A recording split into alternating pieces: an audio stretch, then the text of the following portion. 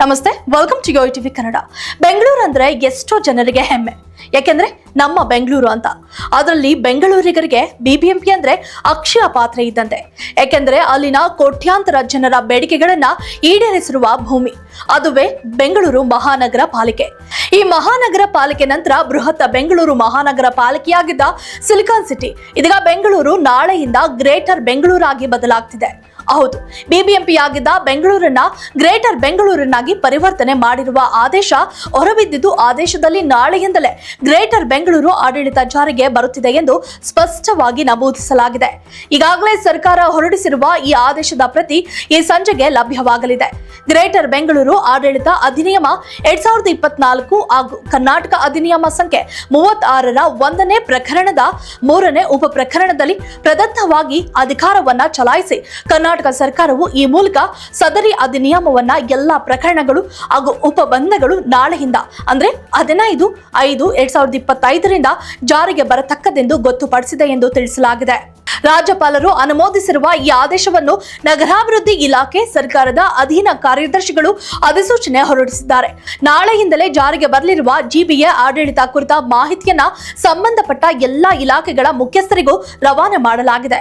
ಆದರೆ ಇದೀಗ ಬಿಬಿಎಂಪಿಯನ್ನ ಏಕಾಏಕಿ ಗ್ರೇಟರ್ ಬೆಂಗಳೂರನ್ನಾಗಿ ಮಾರ್ಪಾಡು ಮಾಡಿರುವ ಸರ್ಕಾರದ ಆದೇಶಕ್ಕೆ ಕೆಲ ಬಿಬಿಎಂಪಿ ಹಿರಿಯ ಅಧಿಕಾರಿಗಳು ಅಸಮಾಧಾನವನ್ನ ವ್ಯಕ್ತಪಡಿಸಿದ್ದಾರೆ. ಏಕಾಏಕಿ ಬಿಬಿಎಂಪಿಯನ್ನ ಜಿಬಿಎ ಮಾಡಿ ಮಾರ್ಪಾಡು ಮಾಡಿ ಹೊಸ ಬೆಂಗಳೂರು ಕಾಯ್ದೆ ಜಾರಿಗೆ ತಂದಿರುವುದರಿಂದ ನಾವೆಲ್ಲ ನಾಳೆಯಿಂದ ಯಾವ ಕಾಯ್ದೆ ಪ್ರಕಾರ ಕರ್ತವ್ಯಗಳನ್ನು ನಿರ್ವಹಿಸಬೇಕು ಎಂದು ಗೊಂದಲದಲ್ಲಿ ಇದ್ದೇವೆ ಎಂದು ಸರ್ಕಾರದ ವಿರುದ್ಧ ಅಸಮಾಧಾನ ಹೊರಹಾಕಿದ್ದಾರೆ. ಇನ್ನು ನಾಳೆಯಿಂದ ಜಾರಿಗೆ ಬರಲಿರುವ ಜಿಬಿಎಗೆ ಮುಖ್ಯಮಂತ್ರಿಗಳೇ ಅಧ್ಯಕ್ಷರಾಗಿರುತ್ತಾರೆ. ಡಿಸಿಎಂ ಉಪಾಧ್ಯಕ್ಷರಾಗಿರಲಿದ್ದು, ಬಿಬಿಎಂಪಿ ಆಡಳಿತ ಅಧಿಕಾರಿಯಾಗಿರುವ ಹಿರಿಯ ಐಎಎಸ್ ಅಧಿಕಾರಿ ತುಷಾರ್ ಗಿರಿನಾಥ್ ಅವರು ಜಿಬಿಎ ಮುಖ್ಯ ಕಾರ್ಯನಿರ್ವಾಹಕರಾಗಿ ಕಾರ್ಯನಿರ್ವಹಿಸಲಿದ್ದಾರೆ. ಹಾಗಾದ್ರೆ ಮುಖ್ಯ ಆಯುಕ್ತರ ಗತಿಯೇನು? ಬಿಬಿಎಂಪಿ ರಚನೆಯಾದ ಮೇಲೆ ಬಿಬಿಎಂಪಿ ಆಯುಕ್ತರನ್ನ ಮುಖ್ಯ ಆಯುಕ್ತರನ್ನಾಗಿ ಮೇಲ್ದರ್ಜೆಗೆ ಏರಿಸಲಾಗಿತ್ತು. ಇದೀಗ ಬಿಬಿಎಂಪಿ ಆಡಳಿತ ಅವಧಿ ಇಂದಿಗೆ ಕೊನೆಗೊಳ್ಳುತ್ತಿರುವುದರಿಂದ ಹೊಸದಾಗಿ ಮುಖ್ಯ ಆಯುಕ್ತರಾಗಿ ನಿಯೋಜನೆಗೊಂಡಿರುವ ಮಹೇಶ್ವರ್ ರಾವ್ ಅವರ ಕತೆ ಏನಾಗಲಿದೆ ಎಂದು ಇನ್ನೂ ಗೊತ್ತಾಗಿಲ್ಲ ಅಂತ ಹೇಳಲಾಗ್ತಿದೆ. ಒಟ್ಟಿನಲ್ಲಿ ನಾಳೆಯಿಂದ ಜಿಬಿಎ ಅಸ್ತಿತ್ವಕ್ಕೆ ಬರುತ್ತಿರುವುದರಿಂದ ಭವಿಷ್ಯದಲ್ಲಿ ಬೆಂಗಳೂರನ್ನು 3 ಪಾಲಿಕೆಗಳನ್ನಾಗಿ ವಿಭಜಿಸಿ ಒಂದೊಂದು ಪಾಲಿಕೆಗೆ ಒಬ್ಬೊಬ್ಬ ಐಎಎಸ್ ಅಧಿಕಾರಿಗಳನ್ನ ಆಯುಕ್ತರನ್ನಾಗಿ ನೇಮಕ ಮಾಡುವ ಸಾಧ್ಯತೆಗಳಿವೆ.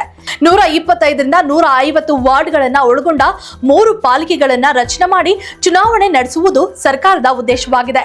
ಈ ಪಾಲಿಕೆಗಳಿಗೆ ಜನಪ್ರತಿನಿಧಿಗಳು ಆಯ್ಕೆಯಾದರೂ ಅವರು ತಮ್ಮ ವ್ಯಾಪ್ತಿಯಲ್ಲಿ ಕೈಗೊಳ್ಳುವ ಯಾವುದೇ ಯೋಜನೆಗಳಿಗೆ ಜಿಬಿಎ ಅನುಮತಿ ಪಡೆದುಕೊಳ್ಳುವುದು ಅನಿವಾರ್ಯವಾಗಿದೆ ಅಂತ ವಿಶ್ಲೇಷಣೆ ಮಾಡಲಾಗ್ತಿದೆ. If you like this video, ಬೇಗ ಲೈಕ್ ಮಾಡಿ, ಕಾಮೆಂಟ್ ಮಾಡಿ, ಶೇರ್ ಮಾಡಿ ಹಾಗೂ ಯೋಯೋ ಟಿವಿ ಕನ್ನಡವನ್ನು ಸಬ್ಸ್ಕ್ರೈಬ್ ಮಾಡಿ.